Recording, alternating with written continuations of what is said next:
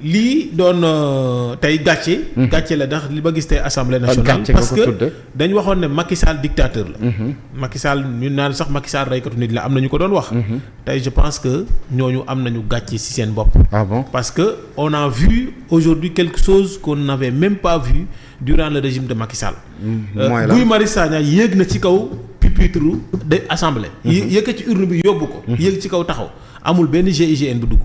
Sonko. bi ñuy installé Mame Diop dafa ñëw taxaw ne du jóge foofu am benn député bu ñëw di puusante ak moom ba dañoo wax ba Mame Diop dañoo def pression métti sax pour Sonko jóge foofu noonu. mais pour Guy Marius Sagna aussi. après aussi gendarmerie bi. non mais Guy dafa jël urne bi dem. gendarmerie doog a dugg si. dafa ñëw yéeg si kaw ba mu neex mu wàcc jël urne ma génne ko. après il fallait les forces de l'ordre. mais alors la même scène se répète aujourd'hui un député qui est Abdou Mbow. maa ngi koy nuyu di ko féliciter de passage c'est ça un député du peuple. boo déggoon bu njëkk ñun nag ñiy dégg député du peuple c'est Abdou Mbow qui a montré aujourd'hui qu'il est un député du peuple et il a fait son devoir son rôle et ce qui lui revient aussi de droit parce que député la am na droit bu gisee loo xam ne baaxul mu jóg taxaw xeex na ko ñu ëpp ko doole woo ay nit ñu mel ni ñuy jàpp benn nag je pense que 8 personnes ci benn Abdou Mbow jaru ko woon il fallait juste ñu jaarale affaire bi ci yoon moom il est un républicain. mais cette image là Bougar de Abdou Mbow man laata sax force de défense et de sécurité yi di dugg pour jël ko mais image bi mooy yu jigéen ñi député Pastef yi. voilà ñëwoon jàpp Abdou Mbow. image boobu quand même. image la bu xaw a ñaaw trop. le manque de républicanisme mais loolu moom ils sont pas des républicains Pastef sont ni républicains ni patriotes Maître Aïssa def na des pastèques. Gros truc mais tête vide. Pastef noonu lañ mel amuñu xam-xam ba ñuy pare amuñu discipline yow yaa ngi jàpp Abdou Mbow di ko wàccee Ousmane Sonko ñëw na la jógal foofu mais yaa ngi taxaw di xëccoog Abdou Mbow non c'est pas ça Abdou Mbow lu muy def da ko war a def beneen bi lu dangereux dégg naa ko tey assemblée mooy Ousmane Sonko dafa toog dinaa ñëw ci moom sax déjà Ousmane Sonko dafa toog ne les députés de Pastef doivent respecter la discipline de parti. les consignes parti bi daf leen a jox ay consignes da ngeen war a respecter consignes yi. loolu ça annule la loi parce que lu toll ni constitution nga koy laal les députés sont élus au suffrage universel députés yi dañu war a ñëw point par point ñu débattre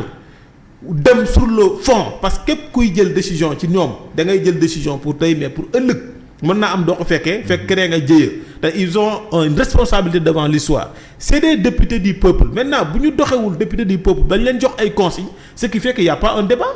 c'est un faux débat il y a eu le vote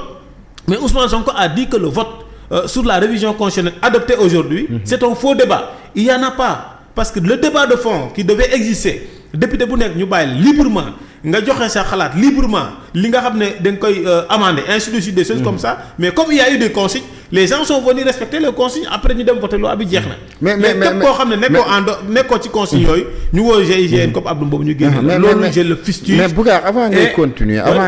mais est-ce que au sein de l'hémicycle le président de la séance am na droit di tudd député ba wax député de Pastef. Il n'en a pas le droit c'est ça c'est la méconnaissance même du rôle du député qui est le député. Le député est élu par le peuple au suffrage universel pour le peuple.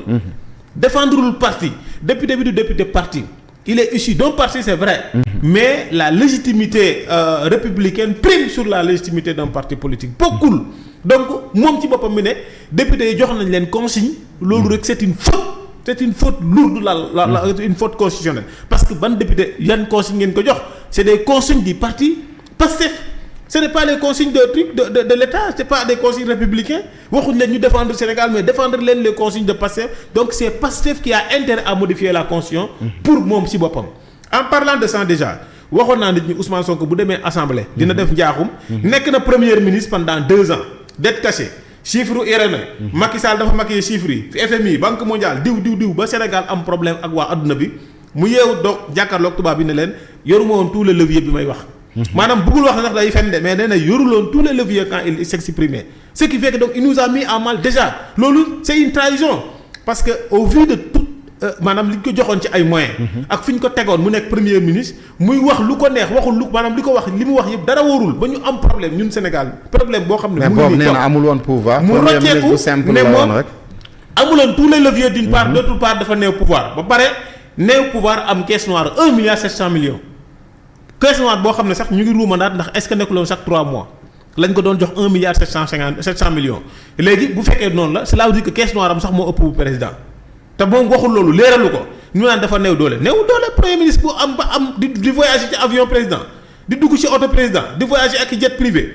toog sa palais bopp am tous les moyens il avait tout ba pare amoon na tous les leviers aussi c'est parce qu'il a voulu faire du mal au peuple sénégalais def na mal ce mal là au peuple sénégalais jaxase nañu ko àdduna bi ba pare roccoo ko ne man bokkuma ci c'est comme si le bilan des 2 ans da ko bëgg a xëpp Diomaye ne yow yaa ko def man defuma dara pourtant c'est lui le problème il devait être poursuivi pour trahison loolu c'est de la haute trahison ñu ngi définir haute trahison mais loolu c'est ça la haute trahison. poursuivre Ousmane Sonko pour haute trahison. topp Ousmane Sonko pour de la haute trahison tëj ko parce que il nous a mis en mal moom moo waxal boppam lépp. théoriser lépp ba ñëpp mere ñu mu rocceeku ne li ma doon wax wóoruma yoruma woon levier yëpp aw ma woon pouvoir léegi qu'est-ce qui va se passer coow li am na ba pare il devait être poursuivi pour ma part d'autre part Ousmane Sonko ne il est député il est un membre du gouvernement élu député. La constitution parle d'incompatibilité moo demee article 154 moo ne. par incompatibilité sur les lois organiques mais boo demee l'article 132 du kii 132. l'article 132. dafa ne un membre du gouvernement élu député il a 8 jours pour choisir.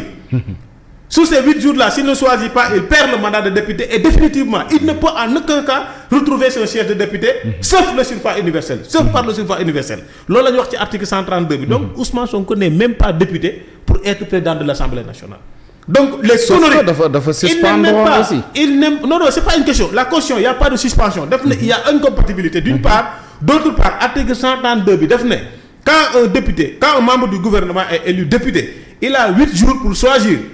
8 jours francs